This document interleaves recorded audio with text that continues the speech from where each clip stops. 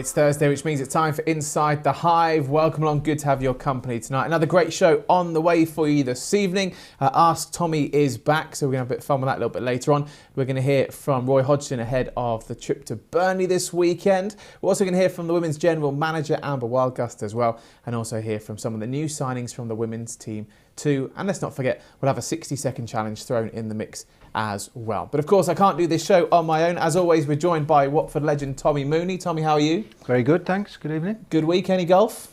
Played yesterday and then I'm booked in tomorrow morning as well. How was it? How many pars? I'm not sure of the pars, only 2 birdies. So It was all right. Not bad. Best for a couple of weeks actually yesterday, so I'm looking forward to tomorrow. Good man, enjoy. Right, okay, also on the show tonight, we're pleased to say we are joined by first team player Tom Cleverley as well. Tom, how are you doing? Very well, thank you. Thanks so much for coming to join us and come in the studio as well. Sometimes we've had some of the guests virtually, but it's great to have you in with us, so appreciate you doing that. Good to have you here. We're going to talk more about the game coming up this weekend a little bit later on, but obviously a busy couple of weeks for the club, and obviously Roy coming in. You've had experience working with England before that as well, but how have the last few days and weeks been? Yeah, I was obviously very happy with the appointment, especially knowing Roy and Ray so well from playing for England, and yeah, knew what to expect. He's a man who likes organisation, discipline, and I think right now that's exactly what we need. So it's been a good 10 days on the training field with him. We're clear with what he wants from us on Saturday, and now it's down to us to go out there and do the business. If Roy's watching, don't worry, you know what happens with this show. Roy will be done by 8. He'll be back home in bed nice and early ahead of the weekend. Tommy doesn't get that choice. Tommy has to come in every week regardless. Don't get to join virtually. But Tommy, just again, your reflections on last week. Of course, we were lucky enough to have Roy in the studio with us, and lots of positive feedback online, it seems, from fans, and it seems players alike now as well. Just your thoughts on that again from last week. Yeah, I think very similar to the points that we made last week. I think the structure and organisation is what you expect from Roy's teams, and I think that going into a really difficult period, and from now until the end of the season, that's exactly what we need to be. We need to be organised and structured, and then go and attack teams and use the talent that we've got at the top of the pitch to create opportunities to score goals, but from a steady base. And I think that alongside Ray coming in, who knows the football club already, I think it's really positive. And we've gone from an experienced manager to an extremely experienced manager within the Premier League. I guess an ideal time as well, because it's been a bit of a weird international break as well, because there's not really been any European international action, but I guess that means more time on the training pitch, and obviously seeing some of the guys from AFCON come back in as well has been really useful. Yeah, definitely. It's been a valuable time with the new manager, especially the lads who didn't know him, to get to know him and his ways of working, and yeah, like you said, I like to watch any sort of football, so it's been a bit of a dry spell, but nice to see Isma getting to the final last night as well. Yeah, no, massively. And just like to talk about your role at the club. Obviously, you've been here a little while now, and you're kind of well and truly settled and established in there. You bring lots of experience to that side as well. How do you find your role in the dressing room? Do you kind of find that as well? Talking before, you were saying about coaching is something that's in your mind for much further down the line towards the end of your career. But did you enjoy that kind of role within a dressing room now as one of the senior players? Yeah, I do. I really enjoy that responsibility, and yeah, I think you've got to realise that you've got to be an asset to the team, not only on the pitch the older you get, but be that voice in the dressing room, help the young players settle in, help the new signings coming to England for the first time. So yeah, I value all those things really highly, and I try to do my best in that area as well as on the pitch. So I think we've spoken before about it from the sense of yourself being that experienced player in the dressing room. What was it like for you as a younger player coming in and having players that eventually were yourself and like Tom is here? What was that like for you as a younger player? I think it's expected, but not all senior pros help the young players because they're concentrated on their own game. And Tom and I worked at Aston Villa together. Tom's one of those players that takes responsibility. Not just for his own performance, but for the team performance. And the more players we have that do that, in my opinion, Tom, that's where we're going to get our success and why we'll stay in the Premier League. Because taking responsibility for any player, it doesn't really matter what age you are. I enjoyed being a senior pro, and I went on to be much more senior than your age now. But even from like late 20s, I enjoyed the responsibility of, whether it be the supporters, the management, your other teammates, looking to you to do what your job is. And I enjoyed that. Not everybody was the same, but I think the more that we have in that dressing room right now, the more successful we'll be. Yeah, massively. Let's talk about some of your personal highlights from your time here at Watford so far. Any kind of few games that maybe stick out or key moments for you? The one that always puts a smile on my face is the Palace away goal. Big goal for the club, obviously. Palace have grown into being one of our rivals, not geographically, but it's been a bit of a needle in the Palace games. And it was a big goal for me coming back from such a long time out of my Achilles. That I really enjoy that one, yeah. Yeah, massive. And let's talk a bit about last season. So, of course, we were talking off air before we came about how strange it was not having fans in the stadium. What was that like last year from a player's perspective? Yeah, it was really strange, obviously to see these stadiums that you used to playing in full, seeing them bare. They were obviously a bit different, and such a shame really, where the club had such big success bouncing straight back last year, that we couldn't have the fans with us to enjoy that. Did that affect your approach to games, Tom? With the fact knowing that the stadiums are going to be empty, so you don't get that outside influence of the supporters? For me, no, not my preparation or my feeling going into games. What I did that you'll know about is when you make a mistake, sometimes they can compound when you hear that groan of the crowd, and that didn't really happen. Or when you do something good and you ride that wave for 5 minutes, then that you didn't get that feeling either. It was a bit strange in the sense of mistakes or real good things were not compounded on. I found watching the games as well, so at times, because there's nobody in there, they can't change the atmosphere of a game. So it had to be, everything was done by the players. Yeah. And, you know, I've said on the show before, that's why I think that the players should be commended for getting promotion in empty stadiums, because I think it's easier to do with that the influx of support. And you know, if you're having a bad 10 minutes, it's the supporters that generally bring you out of that and lift the players. So without that, I can't imagine what it would have been like. But you could see in the games where perhaps momentum didn't change so many times in a game. Yeah, it's tough to get out of momentum when you wave after wave attack against, or when you fall. You feel like you've really got someone by the neck. But yeah, like you said, that was a different flow of games in empty stadiums. How nice was it then, first game back at the Vic in the Premier League and having those fans back? Yeah, it was brilliant, and we matched that with a good performance against Villa. And unfortunately our home form's not been anywhere near good enough, especially from having the best in the league last year by far, and it's something that we really want to address. Yeah, massively. We're going to talk a bit more then about your career and obviously the game coming up a little bit later on in the show. But no, really appreciate you being here. So thank you so much for being here tonight. Right, let's turn our attentions now to the women's team, because of course we've been talking about them a lot over the last few weeks. Of course, a good friend of the show, Gifted Noel Williams, is the interim manager at the moment. And a little bit earlier on today, I caught up with the women's general manager, Amber Wildgust. Amber, great to have you with us in the studio tonight. Let's get straight into it. First of all, just tell us a bit about your background, how you became to be the general manager of the women's team. Yeah, so I was originally at Aston Villa, so I was the general manager there for about 4 seasons, and then I left and joined here. But before I was at Aston Villa, I was a football development officer, so I worked in Northampton and looked and supported all of the leagues in Northampton, and that was girls' leagues, disability leagues, so kind of knew all the governance side of things with football, but then also was coaching at Leicester, so kind of doing a bit of everything. Wanted to get into full-time like elite football, that's why I went to Aston Villa. Really enjoyed it. We got the team promoted from the Championship into the Super League, and I just really wanted to do it again. So that's why when Watford obviously secured getting into the Championship, I thought I want to do it again, and I want to do it at Watford, so that's why I'm here now. Yeah, amazing. So you've pretty much witnessed the whole meteoric rise of women's football over the last kind of 5 or so years. Yeah, definitely.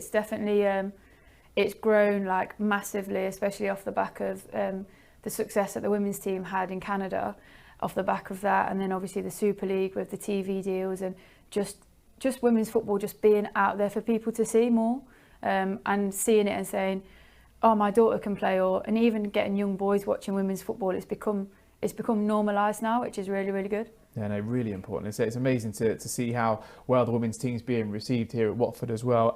Talk about your role then on a day-to-day basis. What is kind of general manager of the women's team? What's a day-to-day job for you? So the easiest way for me to describe it is Gifton kind of deals with everything on the pitch, and then everything off the pitch is pretty much me. So managing the players and the staff, managing the nutrition that the players have, managing the ticketing team, so just overseeing attendances, marketing, social media, so just overseeing all of those kind of different departments and bringing everything together. Yeah. So yeah, just managing everything really, I guess. Awesome. You're the boss then. You're in charge. A little bit, I guess, maybe.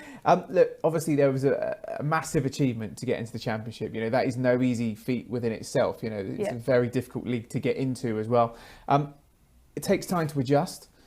What's your views on this season so far? How would you evaluate the progress that's been made? Yeah, I think it's been quite difficult for the players and the staff to adjust to going into the Championship, because obviously last year in the National League they weren't playing because of COVID, whereas the Championship teams, they played through COVID under the elite protocol. So it's been quite difficult to get up to speed with teams that have played for the last 2 years when our team hasn't. But then also as well, the step up is massive. There's a lot of really good, talented Championship players that they know the league, they know how gritty it is, they know how to get stuck in. And our players, they're getting used to that tempo and that change and the competitiveness that the Championship has in comparison to the National League. But I think you've seen from the games, maybe the first half, they've kind of been like, oh, the second half they've come back at it, especially like when we played Liverpool. Obviously we were 3-0 down, and then the second half they were like, right, okay, this is the tempo that we need to play at. And they stepped up and it was 3-2 in the end. So yeah, really pleased with the way that the players and the staff have adapted. No, really good to hear. Obviously, Gifton Noel Williams have kind of been on the show several times. Yeah. Start of the season, he was really excited about doing a bit of coaching and assisting with the women's team. Obviously, now at the moment, interim head coach as well. Yeah. What's he brought to the team? He's just brought such a real good energy to the players. Obviously, we're sitting bottom of the table just before Christmas, but he's came in with such a good energy and vibe, and he's just making the players fall back in love with football again. And I think that's really, really important. No one ever plays football to earn money. They play football because they played it on the streets and they grew up watching a team and they've fallen in love with it. So he's getting the players to really enjoy their football and be really creative on the ball, and be competitive off the ball. And I think he's just given a real buzz around the training ground, and especially on match day. So yeah, he's brought a lot since he's come in. And the players' reaction to Gifton as well? Yeah, I think they like him. He's got a few little tricks up his sleeve with things that you wouldn't know as a coach, but he's got he knows from playing. So some of the strikers have really taken to him because he's got loads of little tips that he gives them. And the players are really enjoying his stories and his experiences that he's sharing with them. It's great. Now, I've seen, obviously, you said that Gifton identified a number of areas which he believes he can improve. Can you kind of tell us a bit more about those? Yeah, so I think obviously from the transfer window, you'd probably look at the players that we've brought in, and it's quite defence heavy. But the players that we've brought in are really exciting players, really competitive players. They're young, and again, I think that comes from Gifton's experience of making his debut so young for Watford. So we want to give young players an opportunity. So I think the things that he's looking at is giving young players a chance, and being robust and being physical and being able to outsee 90 minutes. Obviously with the women's game as well, you've got some clubs that are full-time professional, they're playing full-time, other clubs are part-time. How much an effect does that have from your side as a general manager? Of course, with when players are coming in with a men's team every single day, the whole nutrition's a lot easier to monitor, because they can come and have breakfast and lunch and maybe have a bit of dinner or whatever. From your side, how much of a challenge is that for you when a team isn't full-time, to try and grow to become that full-time side? Yeah, I think it's really difficult actually, because with the full-time players at other clubs, obviously they come in, they train more, they obviously get an opportunity to do analysis more. But I think the biggest thing for me is they can recover more. So our players, as soon as they finish training at 10 o'clock, they're then in the car, they're driving half an hour maybe, and then they're getting up at 6 o'clock in the morning to then go to their full-time job. So then as soon as they finish their full-time job, they're straight in the car again, and then they're at training.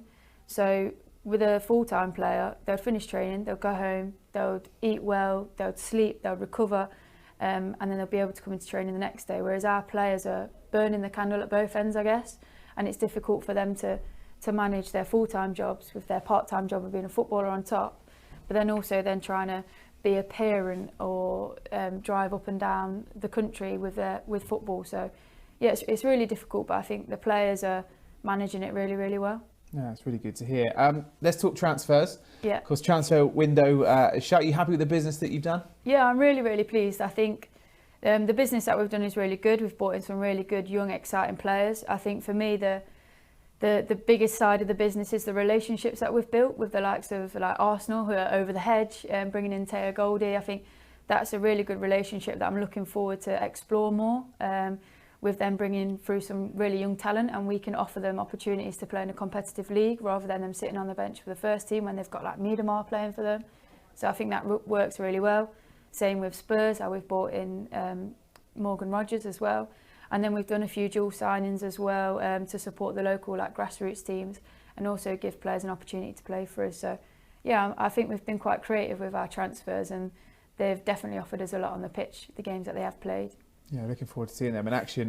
Gifton identified a kind of certain players that he kind of wanted to bring in for that second half of the season. What did he think was needed, and what kind of qualities did you then see in those signings you've brought in? Yeah, so we've had quite a few injuries on the back line, so it's important for us to tighten up there and to replace the players that, for example, like Lenny suffered from an ACL injury, so we needed to replace her. So yeah, we wanted to bring in defenders, but at the same time, you know, Gifton is a striker. He wants to play good football. He wants to play exciting football. So we wanted to bring in some good defenders, but that can also offer us that attacking flair, and that can get at players and can press and can get in teams' faces. And I think where we're at currently at the table, teams aren't expecting a lot of it from us when we turn up and play. But then when we're pressing and we're working hard and we're working in packs to get the ball back, and then we've got that flair to then go on and score or attack and get some chances, that's basically the way we want to play for the rest of the season. And this is Watford, and we're here to stay in the Championship. So yeah, they're the type of players that Gifton's wanted to bring in. I always love getting the behind the scenes kind of stuff and the inside access stuff. Making the new signings, obviously very busy time for you. In the women's game, does it differ all that much to the men's? Obviously you mentioned dual signing as well. Yeah. I think people that may watch this that are familiar with the lower leagues, they may understand like grassroots football, but just talk us through that kind of dual signing process and bringing a player in, like you say, from the Arsenals and the Tottenhams. Yeah, so in the women's game you can't put a player on a contract until they're 18, so before that they're almost like a free agent, and they'll be on a registration. So if we take Teyah for example, so she plays for she's on a registration with Arsenal's academy. So what that means is, because they play in a different competition to us, she can play fixtures for them on a Wednesday, and then on a Sunday she can play fixtures for us. Similar to Evie, she's on a registration with Portsmouth. They're in a different competition to us, so they play in the National League, which is different to the Championship and the Super League. So she can play with them on a Sunday and us on a Sunday, but obviously she won't play at the same time. So like, let's say Portsmouth have got a really big game and they say, look, really need Evie this week and she's not in our squad. It's like, okay, she can go get the minutes with you guys. But next week we need her against Durham. So it's like building that relationship. So it just offers the players more exposure to different types of competitions and minutes. No, massively. Does that also bring its own challenges, I guess, that negotiation of when they can play for you and when they can't, or is it kind of quite relatively easy? Yeah, I think we're really fortunate that we have really good support staff, and the players that we've chosen, the clubs that we've chosen them to do dual sign, they've got good support staff too. So we just manage their loading, whether that's they wear their GPS through training. So for example, like again, Teyah, she played 90 minutes yesterday at centre mid, so she's done lots of running. So tonight when she comes into training for us, she'll probably just do a little bit less running with us, and we'll just manage her loading tonight so she's fresh for the weekend. So yeah, we just keep that dialogue open between the clubs, and it's really easy, and the clubs that we're working with are, yeah, they're really good to work with. Awesome. So you're happy with the kind of signings. I'm guessing that means squad is now settled for the second half of the season. What's the hopes? What's the expectations to finish this season off? I think obviously Gifton's got the energy and he loves football. Again, like the main aim for us is to get the players to love football, get the fans to love watching us and to come down to Kings Langley and to come to Vicarage Road. They like the football that they're playing. They want to support us. They want to support Watford women. So just bringing that love back to Watford women is key for us, and more importantly as well is obviously climbing the table. With what's happened with Coventry, we don't really want to focus on that. We want to just climb the table. Obviously we're not far behind Blackburn now. It's unfortunate that we couldn't get 3 points at the weekend, but we've obviously got Charlton this weekend, which is going to be a difficult game, but like I said, we're excited to get at them. So yeah, climb the table and get people to fall in love with Watford women is the goal, really. Amazing. Obviously, you played at Vicarage Road earlier on in the season as well. Incredibly special. What would your message to the fans be that haven't come down and seen you guys play yet? I think come down. We're playing exciting football. Obviously, Gifton's on the sideline, so give him a bit of support as well. And come down, watch the girls play, and come and meet them after the game as well. They're a really good bunch, and I'm looking forward to the rest of the season. Awesome. Amber, thank you very much. No, thank you. Great to have Amber join us in the studio a little bit earlier on today. Tommy, really nice to hear from Amber there. What's going on with the women's setup? Lots of positive things happening in January, and especially with Gifton in there as well. Yeah, I think Gifton's experience is going to be invaluable to the women's team, and obviously the fact that we've got a general manager and the fact that it's being run properly from the top down is the most important thing. And again, like we mentioned earlier, that structure and discipline in any football club at whatever level is vitally important in the current game. And Tom, for you, obviously, you're part of the men's setup. How important is it for a club in general to have, setups, not just the youth side, but women's football as well? It's really, really important. Yeah, it's great to see. I think from when I first come on loan in 2009 to now, the club is developing in every aspect, and like you said, the academy and the women's team also, and yeah, I hope that continues. Obviously, Amber talked about dual signing, loan moves and bits and pieces coming in January. Tommy, obviously with your kind of role within recruitment that you do as well as part of being part of this show here and an ambassador for the club, how difficult is it to make a loan move happen? Because a club's got to want to let that player go on loan, and you've got to try and get that player in and sell them the dream maybe just for a short period of time. How does that work? I think there's many factors that all have to fall into place from the loaning club, from the club that want the player and the player. And I think particularly when we're talking about young players, it's for the development of the player and to further his knowledge or her knowledge of the game and the experience that they're going to get from it. And I think that's the key to it, essentially. There is other loans of perhaps more established players where sometimes we have to be honest and say there's sometimes a loan will be done because of financial reasons. But I think predominantly there's those three factors, and if you keep that in mind, they're relatively simple to do, and it's just using the contacts that you have, building relationships within clubs as well as the player. And Tom and I have both had a couple of loan spells, so we know how difficult it is to go into another club when it's not your parent club. It is different. It's perhaps not as scary as when you walk into a dressing room for the first time, because if you're a loan player, the chances are the players are going to know you in that dressing room anyway. There's many different factors to it, but I think the most important thing is that it works for the player. Tom, how did you find that? Because obviously, especially when you're at Manchester United, you went on loan to clubs, but obviously Manchester United would want you back. It wasn't like a loan move with the potential to buy. How difficult is that fitting into a dressing room when maybe you move in January and you're only going to be there 6 months, but you've got to be part of that squad to help them and fit in that dressing room, but it's a short-term thing? Yeah, I was lucky in that respect. My first one, I was at Leicester in the January, like you said, and they were 10 points clear, so that was quite easy to sort into. And then, I came here the next year, and it was best year of my life, like living away from home. I had lads like Danny Graham who went under his wing, which was pretty fun. But you're lucky to get out from that. Right? That could have gone anywhere for your career. But yeah, like Toby says, that the club you go to are benefiting from a high quality academy player, and then your parent club are benefiting because you're getting valuable experience. And every loan move I had, I learnt from and went back to Man U a better player. Awesome. Let's hear from some of them loans, shall we then? Coming into the women's side, we're going to hear from Morgan, Teyah, Shauna and Evie. I'm really excited. I think it's a really good opportunity to play championship football and get back in a senior environment again. So I'm really excited. I've recently been called up to the Welsh senior setup as well as I've played at the youth levels. You've played alongside Helen Ward at international level. You looking forward to playing under the captain?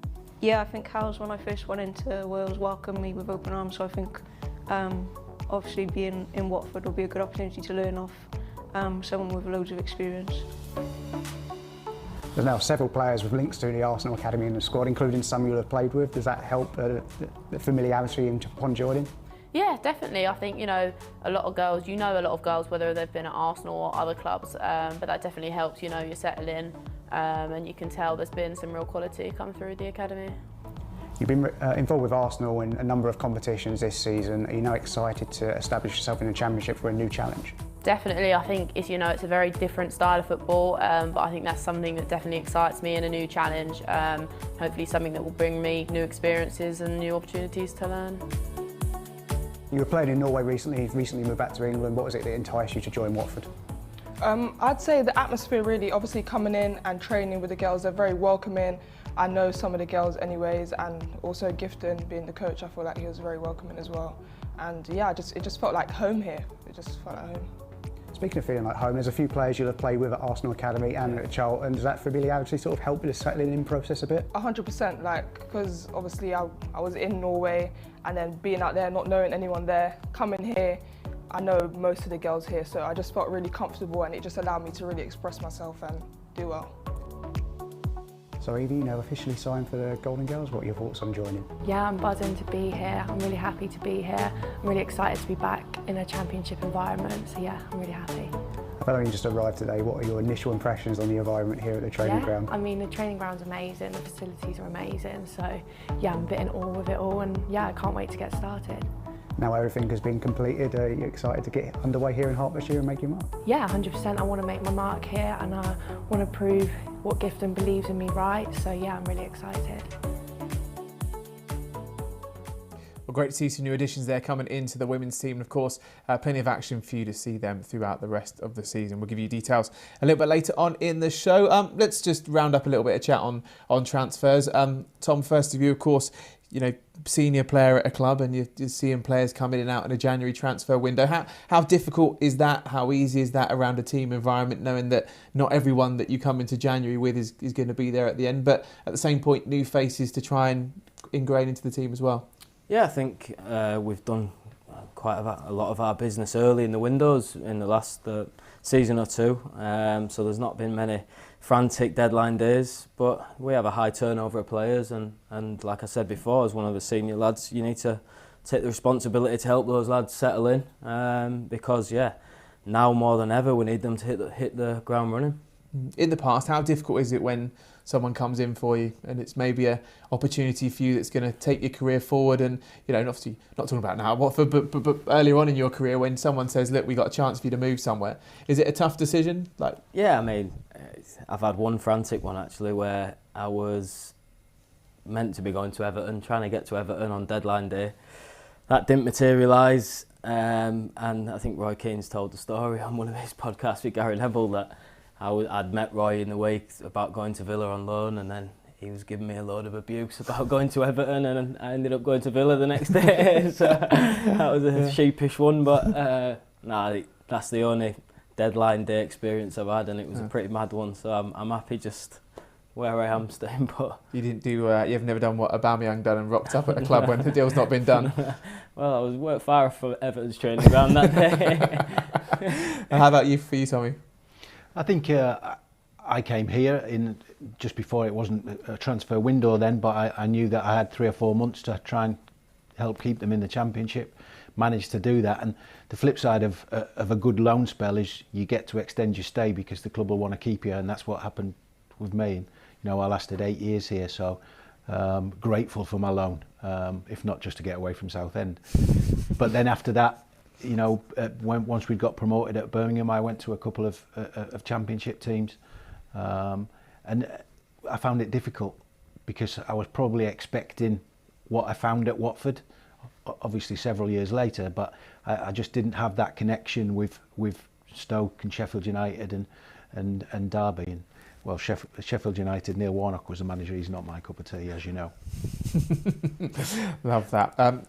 Good insight. Thank you very much, guys. Always good to get a little bit of behind-the-scenes stuff here on Inside the Hive. Don't forget, you got your chance to ask Tommy and Tom your questions on the show, as always. But before we get to that point, it's time for another 60-second challenge. And taking it on today is Helen Ward.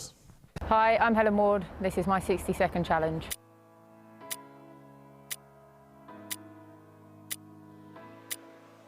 Home games or away games? Home. First football boots? Predators. Childhood hero? Sally Gunnell. Best dish you can cook? Curry. Most famous person on your phone? Oh, Rosie Cometa. Coach or train to away games? Coach. Worst thing about pre-season? Running. Studs or blades? Studs. Teammate with the worst dance moves? Oh, Fran Alley. Favourite social media channel? Instagram. Long distance running or short distance? Short distance. Skiing or snowboarding? Skiing. Favourite movie? Shawshank. Favourite song? All my life. First car you owned? Mini. iPhone or Android? iPhone. PlayStation or Xbox? PlayStation. Penalty shootout in a final, would you go first or last? First. If you could play any instrument, what would it be? Guitar. Red sauce or brown sauce? Red. Worst teammate to share a room with? Adakito. Best stadium apart from Vicarage Road? Wembley. VAR, love it or hate it? Hate it. Fancy restaurant or takeaway? Takeaway. First goal?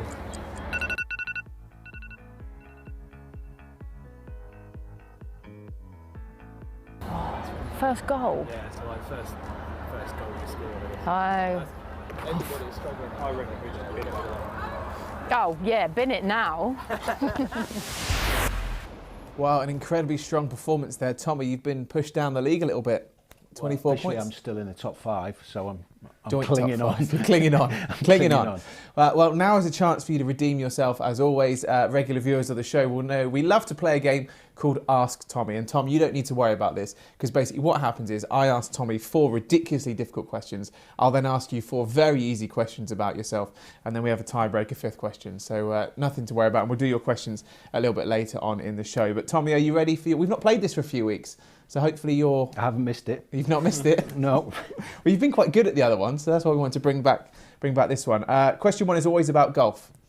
Who was the first European to win the US Masters? Seve. Correct. 1 point. Question number 2, of course, Roy Hodgson was our guest on the show last week. But who was his first England captain? Was it David Beckham, Steven Gerrard or Frank Lampard? Beckham.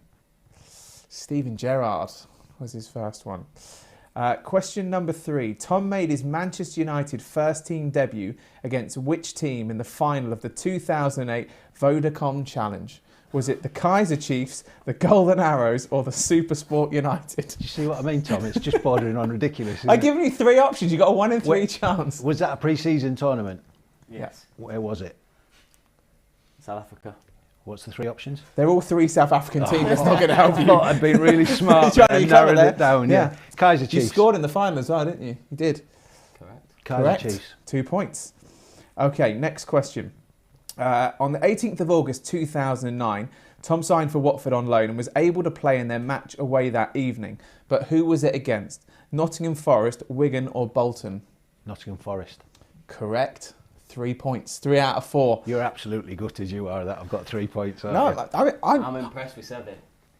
Oh yeah, Tommy knows his golf. He can. That's normally a banker, Tommy. All right, so 3 points. There's a chance for you to get your points on the board a little bit later on, and then we'll have a tiebreaker. And the tiebreaker is different this week. I'm not doing a distance question. So if you've Googled this distance from Tom's all clubs from here, it's not going to help you this week. I've Googled Basingstoke, Bradford. Love that. Right, time for the important questions now, which are the questions that you've sent in. So thank you very much to every single one of you who sent a question in for Tom and Tommy this evening. So let's get stuck into these. David says, has there been a better feeling in football than your winner versus Arsenal at home? No, there's not many better feelings in life, to be honest. Last minute winners, they're the ones that you like to see pop up on Instagram or you watch back. And do you know what I like? I like looking at, first of all, the crowd's reaction, but I like seeing the dugouts as well. You know, when the dugout erupts, it's brilliant, isn't it? Knowing that you've worked all week for that moment and it actually happens. And I like to see all my teammates' reactions as well. Did you have a go-to celebration? Tommy has the one hand, then used to do the locomotion sometimes if he was lucky. No, I've not, to be honest. No, but I'm not that regular scorer, so yeah, just go to what comes. Nice. Next question comes from A_1199. What's your proudest moment in a Watford shirt? It has to be captain in the side against Millwall last year to get us back in the Premier League. Very proud moment. Tommy, yours? Winning at Wembley in the playoff final doesn't get any better than that. Just from the whole team, the town. We did 2 open top buses 2 years on the trot. It was just brilliant. Nice, love that. Next question comes from Gary Maddox. Thank you for your question. Who's the best player you've played with at Watford? Oof, that's a good question. Very good question. Tough to answer though, isn't it? Yeah, I'm trying to think. It's been 5 years now. It's somewhere in between Pereira, Sarr, Hughesy. Okay. We'll let you have all 3, that's all right. Yeah. I won't make you pick one, that's good, no. Nice. Next question comes from A. Ricketts. They said, who has the best fashion taste at the club? Go for someone like Dan Gosling's pretty sharp. Troost Kong, bit different to me, but always looks good. Worst dressed? Since Maxi Pereira, if he was still here, is the worst I've ever seen. But now, Jeremy Ngaki is like, you've just dragged him through JD Sports every morning. Tommy, I was going to ask you that same question. We've seen some of your fashion throughout last season on Hive Live, but the best dressed, I can't really ask you worst dressed because the ties and everything for you weren't the greatest, but best dressed? One occasion, Tom. I was on consecutive games and I wore a check tie with a striped shirt. Bearing in mind this is like nearly 200 years ago and I get stick for it every week. I like to think my dress sense has improved. Nothing wrong with going all navy. Nothing wrong with that. Nothing wrong with that. No problem. Tope says, which young players in the academy are you predicting that will go far, that you've played with or had interaction with so far? James Morris had an instant impact when he came into the club. How mature he plays, great decision maker, old head on young shoulders, and every time Camille Conte trains with us, he impresses me. I come up against him directly a lot, and he's always a tough opponent. So yeah, those two have impressed me. Awesome. That's all the questions for the moment. Don't forget, if you want to get involved with a question for Tommy or Tom, you know how to do that by now in the comments box where you're watching. Of course, if you're on YouTube and on Twitter, Facebook at Watford FC, and use the hashtag of Inside The Hive. So we've got lots coming up on the show for you over the next coming weeks. We've got a very special guest coming up next week for you. Aurelio Gomez is going to be with us 7 till 8 next Thursday. So make sure you get your questions in nice and early for that one. Also in the club shop at the moment, 25% off Kelmy. That ends, well, it's pretty much ended already, but I'm sure there's still a deal to come on that one. Just go to shop.watfordfc.com. And of course, we've been speaking about the women's team on today's show. 13th of February at Kings Langley FC. They take on Lewis. Of course, they're playing Charlton this weekend away, but their next home fixture is Sunday, February the 13th. Tickets.watfordfc.com. And it's finally happening, fingers crossed, Burnley versus Watford, Saturday the 5th of February, 6 o'clock. And those of you who are concerned whether Tommy will actually get there, Tommy's not getting to this game this year. Fingers crossed next season, Tommy's going to be there on commentary. But of course, you can stay tuned to all the club's channels for exclusive build-up and reaction to that match. Okay, it was a pleasure to have Roy Hodgson on the show last week, and it'd be remiss of us having Tom in the studio not to talk about the first week of him being in charge, but also Tom's experience working with Roy in the past with England as well. So we've mentioned about the kind of first 10 days or so. I've actually got a question that came through, which comes from Charlotte Gibson, which I think we'll kick things off with, which is, based on your previous experiences of Roy, what do you think he's going to bring to the role which is going to help at Watford? Because of course you worked with him before with England, and you know his kind of style. Yeah, structure. I think that's what we're crying out for. He's worked with a lot of different culture teams and countries, so the fact that we have a very multicultural squad. He'll be used to that, and I think that's a massive string to his bow. And yeah, but main thing is structure, discipline, high focus in training, and a great record in the Premier League as well, which gives the players confidence. When you heard that Roy was going to be the new manager, of course, that experience that you've had with England and bits and pieces, what are your memories of working with him for England? Yeah, obviously, I'll never forget the night when he told me I'll be making my England debut, and one of my proudest moments, and so I'll be forever thankful to him for that. And yeah, he's obviously a great guy, but he's got a side to him that gives you that bit of fear factor, which I think is good in to have in squads. Tommy, from a management perspective, obviously if you've worked with a manager somewhere before and then you get the opportunity to work with them again, especially obviously with GT and bits and pieces like that, is that kind of give you a really good feeling when a manager comes in, that you know how they work and you know that they're going to do the right thing? I think very similar with the gaffer and Roy. You know that the way they work, the structure that they work to, and that vast amount of experience and discipline is going to be key to it.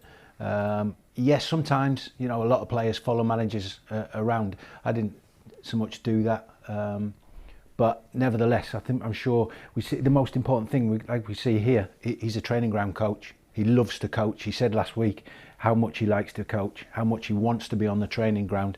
And I know most coaches spend time on the training ground, but he's actually been involved with it and is a key focus to the training sessions. And obviously the experience of Ray alongside him gives that option of another voice. But the most important thing for me is that they know the Premier League, they know the British game, they know how to deal with footballers from all over the world.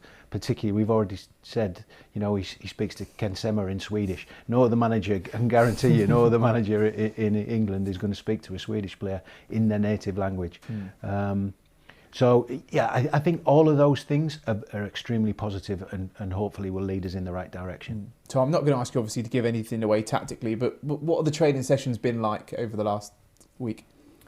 Yeah, well, there's obviously an emphasis on not conceding and our defensive structures, because that's the area that you look at the stats we need to improve on. And yeah, he's like Tommy said, he's very hands-on coaching with that. And he'll speak to the defenders one-on-one for the whole session, and he's investing a lot of time in the players, and he's a new voice, and yeah, it's been very positive, and let's hope that can be reflected on Saturday. Obviously, you've mentioned before, coaching is something you'd like to get into, that management style. That from what you're seeing and you're learning from Roy already on the training pitch, is that kind of a style that works well with you, that real hands-on approach and that level of direction? Yeah, definitely. I mean, he's... I think you can really relate. You really want to do well for someone when you see him investing time in you, and he's really trying to improve you. And yeah, he's a great man manager from what I've seen. And yeah, when you like someone like that, you'd want to go that extra mile for him. How important is that, Tommy? When someone gives you that level of effort as a player, when a coach and a manager are spending that much time with you, does that give you the extra edge on that extra couple of % on a Saturday because you want to do well for them because of what they're giving you? I think the main part of it is the trust. That if he trusts you to do what he's asking you to do, then you feel almost not obliged and not nervous, but you just do everything that you can to do that. And it's particularly with this football club, the way the supporters are, I think you always, every time you cross that white line, you want to represent the badge to the best you can. But when a coach or a manager works with you so intensively from Monday to Friday, wherever it may be, you almost feel that obligation to do everything you can, give of your best, like the gaffer would say. It's that responsibility, and not everybody can cope with that. We've both played with players that have unbelievable talent but can't cope with the responsibility. But it's that man management side of the game that is huge now in dealing with different nationalities and different personalities.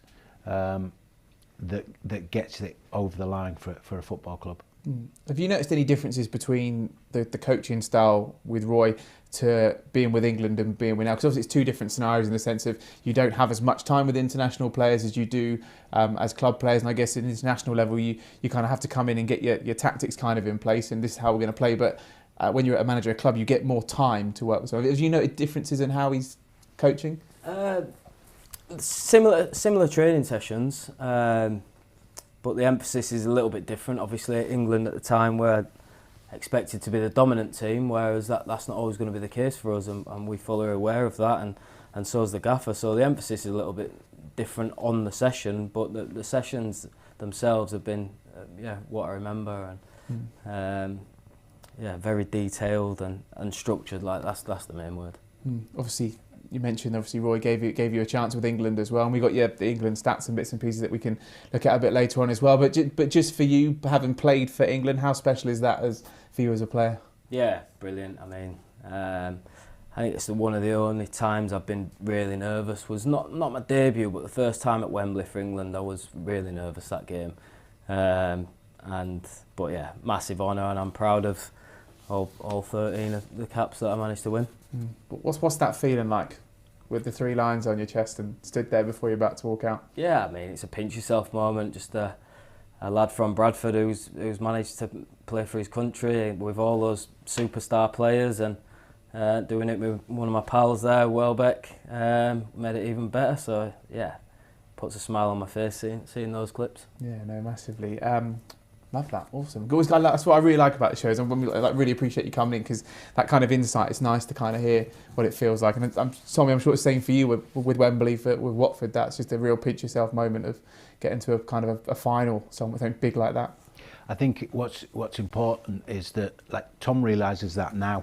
I perhaps only reflected on it after I'd retired, and realised how lucky I was to represent the clubs that I did and play as many games as I did.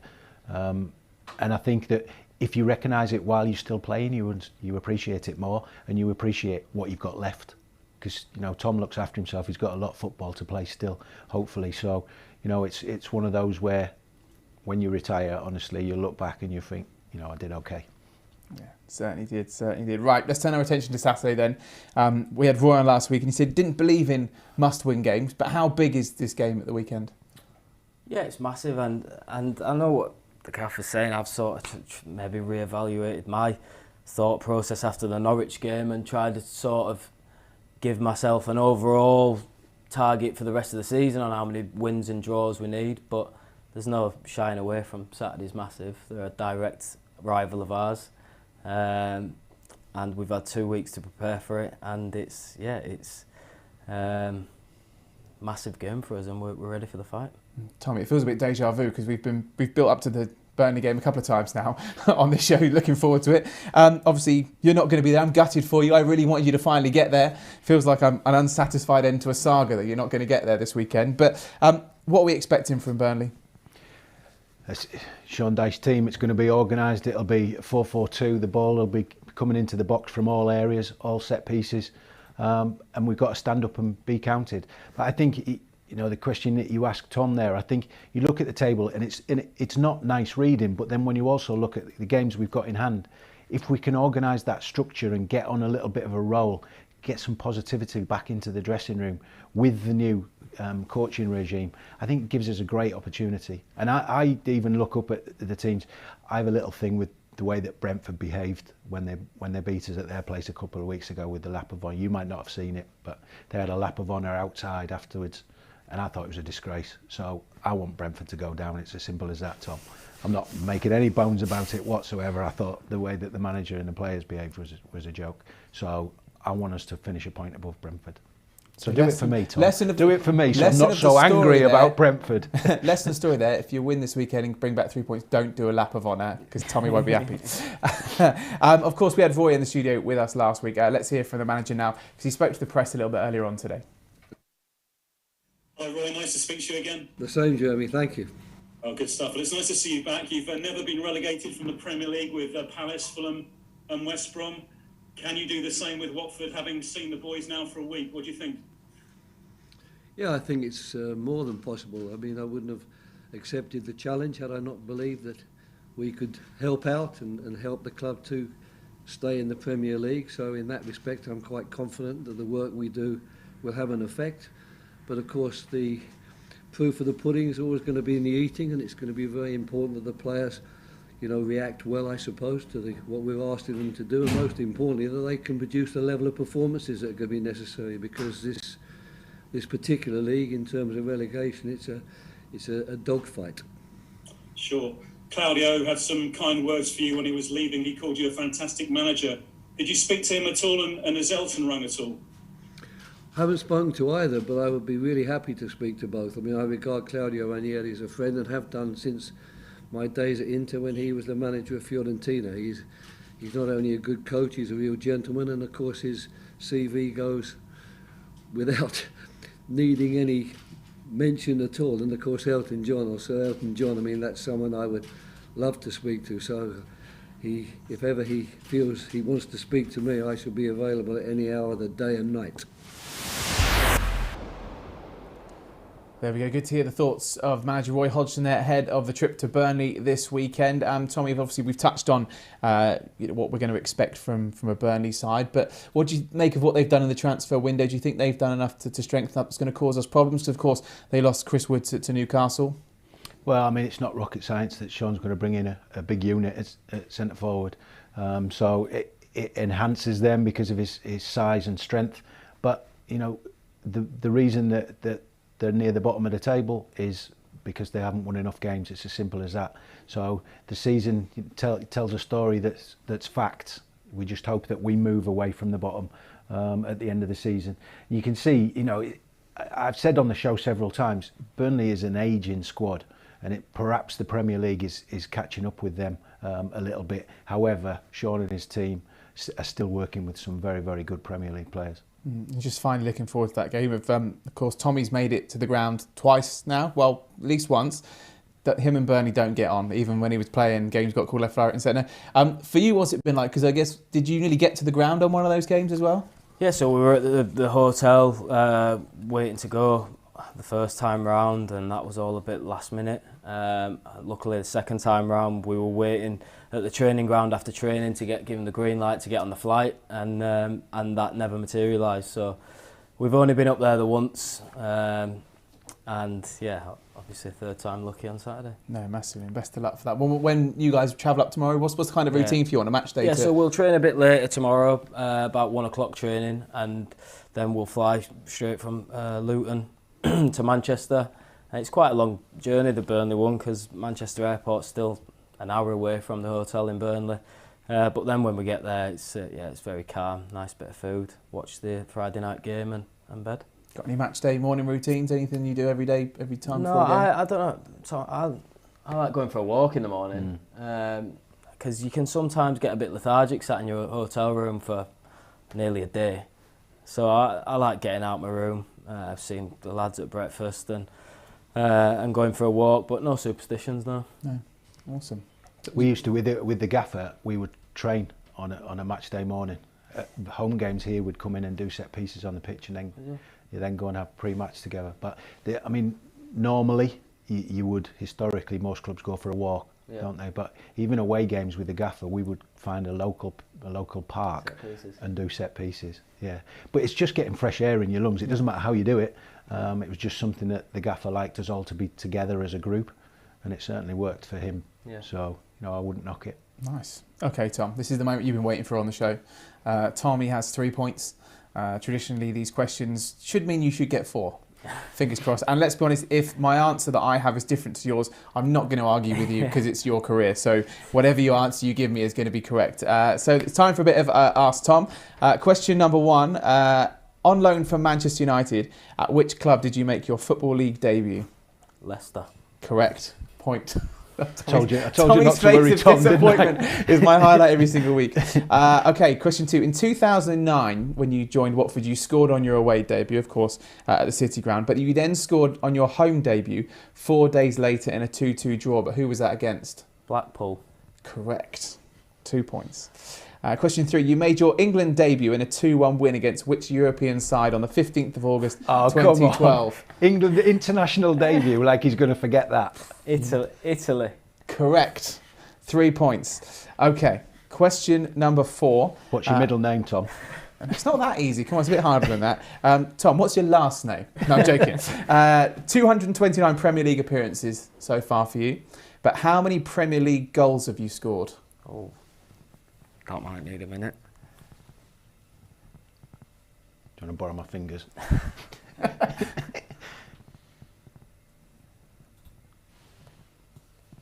Oh, this is going to be a quick guess at 13. 14. So close.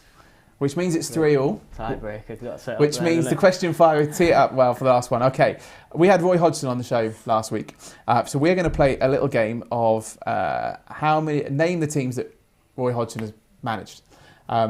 As guest, you get to go first. National teams as well? National teams, international teams, yeah. So his coaching career starts at 1976, right the way through till now. So I'd repeat, unless he's managed them twice, is out of the question. That's what? If you repeat an answer. I went there, didn't I? That's live on TV. That's good, as well, I'll take so that. My kids will be so proud of me. I know you're hard of hearing, Tommy, that's why. Sometimes I know you're hard of hearing. That's right. It's my care in the community project, it's all right. Right. I'm so proud of myself. He'll get a hat-trick before the end of the show anyway. Right, so you're going to start first. Just name the side that Roy Hodgson has managed. Watford. Correct. Tommy. I really don't care anymore. I'm just happy. England. Correct. Crystal Palace. Correct. Milan. Which one? Inter Milan. Correct. West Brom. Correct. Grasshoppers, Zurich. Correct. Liverpool. Correct.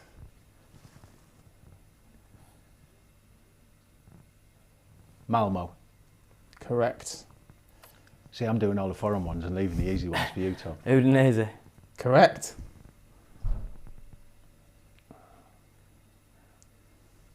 There's got to be more English ones.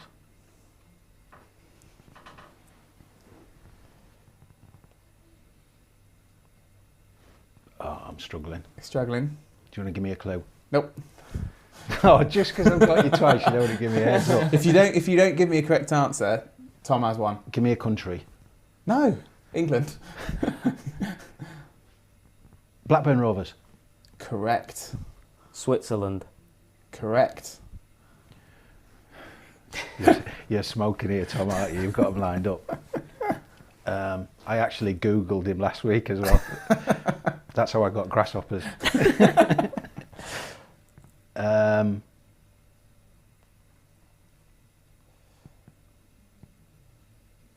Going to count you down. 5, 4, 3, 2, 1. Grimsby. No, you're out. Tom, congratulations. You've won a game with Ask Tom and Ask Tommy. There we go. Here is the full record of teams that you could have had of Roy's managerial career. Fulham. Picked out a few there. Of course, Fulham. Missed some obvious ones as well there, Tom, especially after last week. We talked about UAE and bits and pieces, but there we go. Incredible career. Incredible career. Right, enough of our tomfoolery. Time for the proper questions now, which are the ones from you, the fans. So Marcus Butler's been in touch, and he says, what inspired you to become a footballer? I was a football geek from early doors. Collected the football stickers, and all my heroes were footballers, and Bradford City was 5 minutes down the road, so yeah, it was a mixture of all those. Nice. David says, if you weren't a footballer, what sport would you have played? Were you quite sporty growing up? Yeah, big cricket, and then later in life, golf. Nice. Nice. Next question. Tommy, we don't know if you've asked you that before. Any other sports apart from football, apart from obviously golf now? But obviously, yeah, golf now. But when I was a kid, I played rugby and ice hockey at a decent level. Ice hockey. Nice. Danny is the next question. What's your favourite thing to do when you're away for football? Play golf. Yeah. You two need to get yourself on the golf course, don't we? Tom's going to sort my putting out. We've already arranged it. We sussed it. Love that. Next question comes from Ed Fletch. It says, what ground do you enjoy playing at the most? Obviously, apart from Vicarage Road. Good question. Top of my head, I'd say Villa Park. Wow, what's special about Villa Park? I like the old traditional grounds, and I think that's the classiest out of them all. Nice. Tommy, do you have a favourite away ground? Again, I like the old traditional ones. So I used to like playing at QPR, obviously Chelsea to a certain extent. It still has that old feel. And the county ground at Forest. Nice. Next question comes from James Watkins. Thank you very much for your question, James. What was it like to be coached by Sir Alex Ferguson? Yeah, I think that was one of the moments, like Tommy says, you don't appreciate it until you look back on it, and yeah, you wish that you just cherished every day. At times I thought, God, he's been firm on, especially the homegrown lads. He was quite firm on us, me and Welbeck, but he knew that they're the ones that growing up playing for Man United on their own doorstep, they could be led astray a little bit. So you understand why looking back. But yeah, I'm so lucky to grow up in that dressing room as well. And I think that's why I value being a good senior player to the young lads as well, because I was so lucky with the players that I grew up with there. Who made the biggest impact for you in that dressing room, for you growing up? So you mentioned now, obviously you can play that role, but for you growing up in that dressing room, who was there for you? Probably Rio. Was very good at giving advice on how to handle playing for Man United, and also he'd be on you, he'd make your skin thicker, and yeah, he definitely turned me from a young teenager going on pre-season to an established first team player. Okay, final question comes from Charlotte. She said, would you like to spend the rest of your career at Watford, and what do you plan to do after you retire? Yeah, most definitely. It's my one and only target to play as many games as I can for the club and be here as long as I can and watch the club, be part of the club progressing even further than it has done, and then my priority is to go into coaching, which started my B licence before lockdown with gifting actually, and hopefully I'll pick that up and get my licences sorted in preparation for when that day comes. Amazing. Tom, thank you so much for joining us on the show tonight. Really appreciate it. I know you've got a busy weekend coming up and travelling with the team, and it's been a busy week or so working under Roy and getting used to the new regime. So thank you so much for coming in. Really appreciate it, and thanks for your honesty and answering questions and bits and pieces. Cheers, and enjoyed it. No worries. Tommy, thank you as ever. Always good to have you with us every Thursday. Enjoy your golf tomorrow. Yes, tomorrow in the morning. Enjoy it. Massive thank you to you as always for getting involved on the show. Thank you so much for all your questions, for getting involved on social media. Don't forget, hit the subscribe button on YouTube, give it a like, give it a share, and share the show with all your friends that support Watford. And hey, even if they don't support Watford, share it with them and hopefully convert them to support the Hornets. Thanks for watching, and we'll see you next time.